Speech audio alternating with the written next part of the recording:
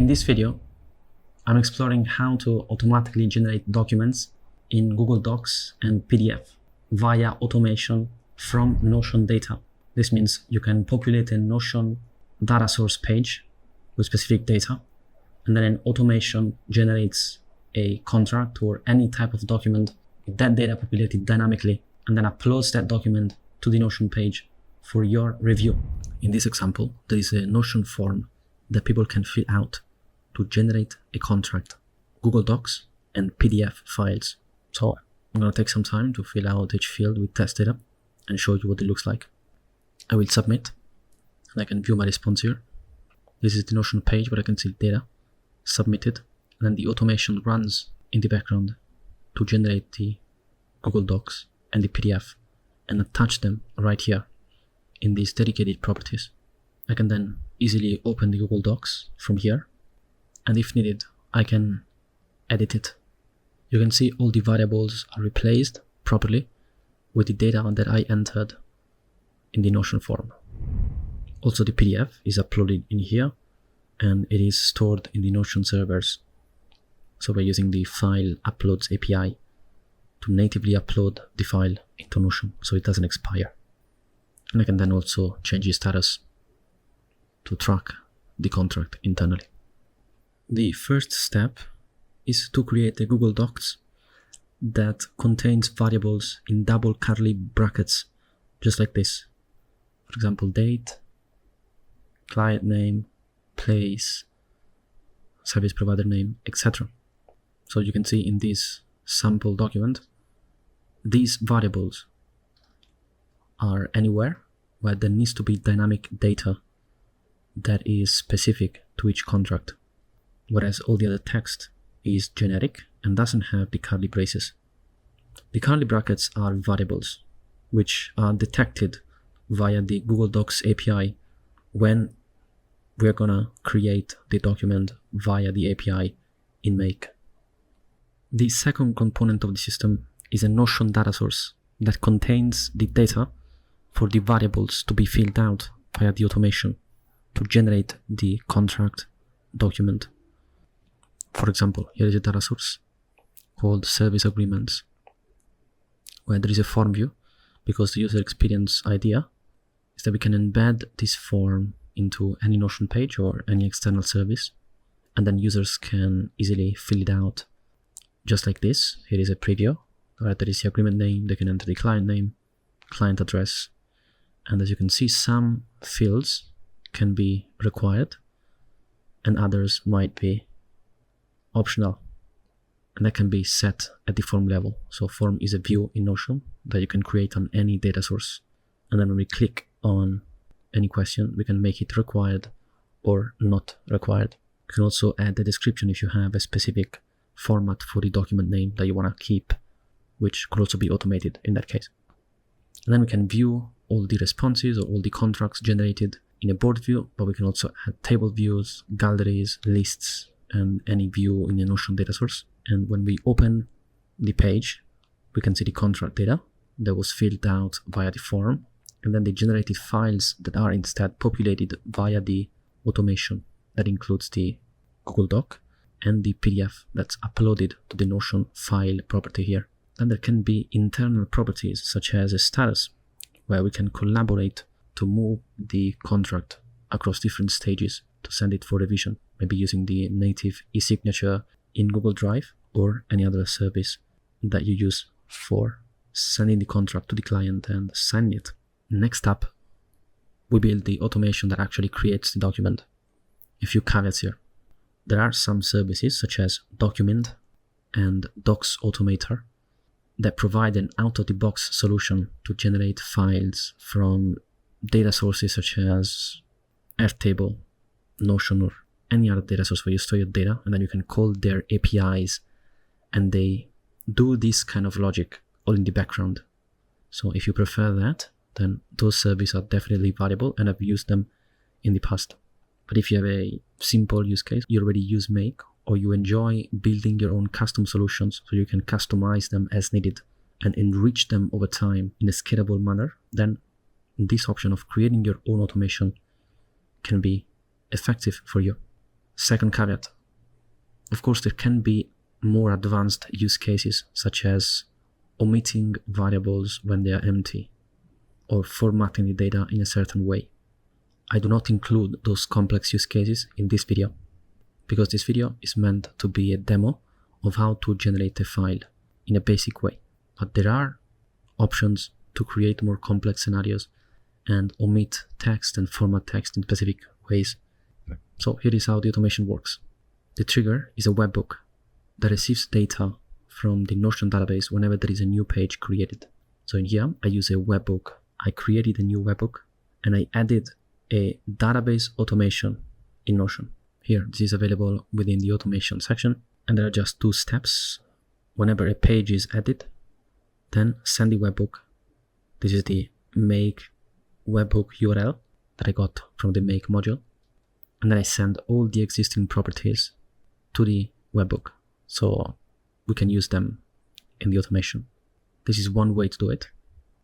And pages are created only via the form, so that when they are created, they already have all the data. Otherwise, this trigger wouldn't work, and you might use other alternatives. For example, adding a button property in here, so that the user can trigger the document creation manually as opposed to having it automated.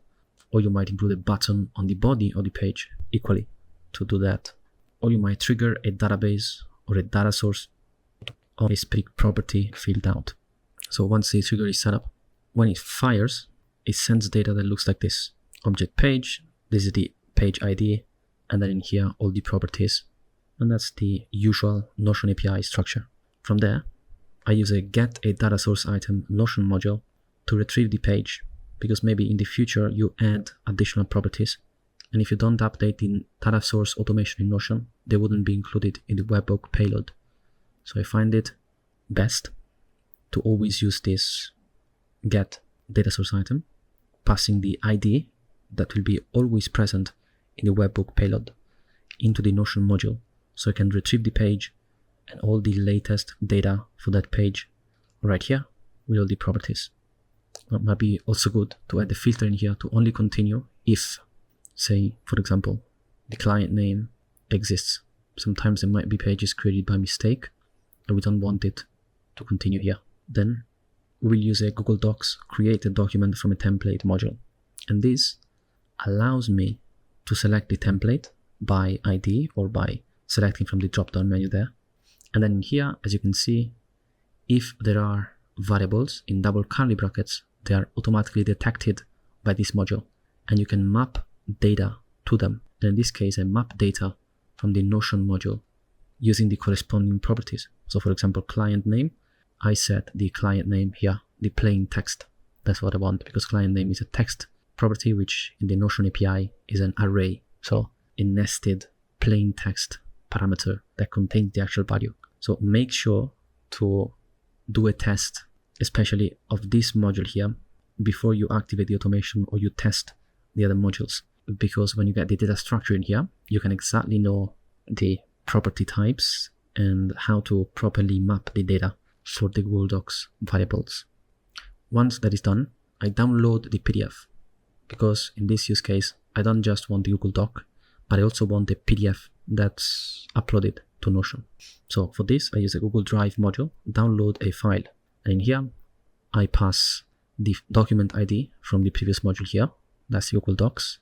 And then I convert the Google documents to PDF. This is within the advanced settings option. So make sure to turn it on to see this option here. This will download a file that contains binary data. And we will use this later with the Notion File Uploads API to natively upload the file to Notion. Here there is a router, but we don't need that. So once we have the PDF, we can use the Notion File Uploads API to create a file upload. And you can see here I'm using an HTTP module, because the native Notion modules in Make do not include the Files Upload API, which is relatively new. So we use the HTTP module so that I can make any API request that I want.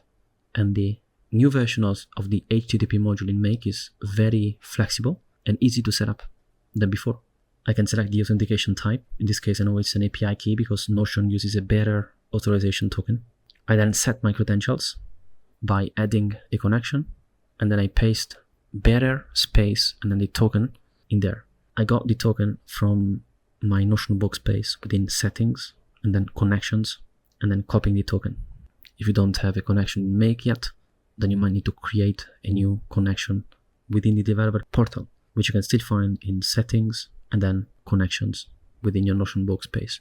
I'm not going to demonstrate that in this video because I made a video in the past about it and it's not the scope of this video. So I'm going to skip through that, but make sure to include the bearer word before the token when you create the credential in Make. We don't need the TLS, we don't need the keychain, and the URL in here is this one, v1/file uploads. To create a file upload, the method is post, content type, application/JSON, Notion version, that's the latest version here, September 3rd, 2025. And we don't need any body and anything else. So this creates a file upload, which outputs here an ID. We will use this ID to upload the PDF to Notion in the next step, which is to upload the file, still using the upload API in Notion. And this time we make a post call to this URL that includes the ID from the previous request /send. In this case, the content type would be multipart/from data, because this is when we actually add the PDF file into the Notion servers so that it stays uploaded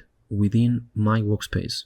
I include the Notion version, and then body content type multipart from data. Again, the type is file, and the file is uploaded directly from the download a file Google Drive module, which is available here. I can also map it, but I don't need to do that in this case. And the response includes this data, object file upload, and I get the upload ID and then the file name as well. We will use these two in the next step that actually populates the Notion property with the Google Docs URL and the PDF uploaded into Notion right here. So this is again an HTTP request using the Notion API, this time to patch, which means update a page. And we are updating the contract page from the previous module, which is right here. Database item ID is mapped from here, from this module. And then the content type will be application JSON, again the Notion version. And the body in this case is a JSON string because we are updating two properties. The first property is the contract PDF, which is a file type property, and it is specifically a file upload, because there are two ways to upload a file into Notion, either via URL or via a file upload. So in this case, we need to specify that's a file upload. We then set the ID to the data.id from the previous module and the name from the file name of the previous module. And then we also update the contract doc URL property by adding the web view link from the Google Docs module right here, so we can open it directly. So the outcome, as you can see, is that these two properties are populated via the automation, the contract doc, where I can open the PDF that's stored within the Notion servers, and all the data is populated dynamically from my form data. And here is the Google Doc link as well. That's it for this video. You can find relevant links as well as ways to inquire about working together in the video description below. Thanks for watching, and see you soon.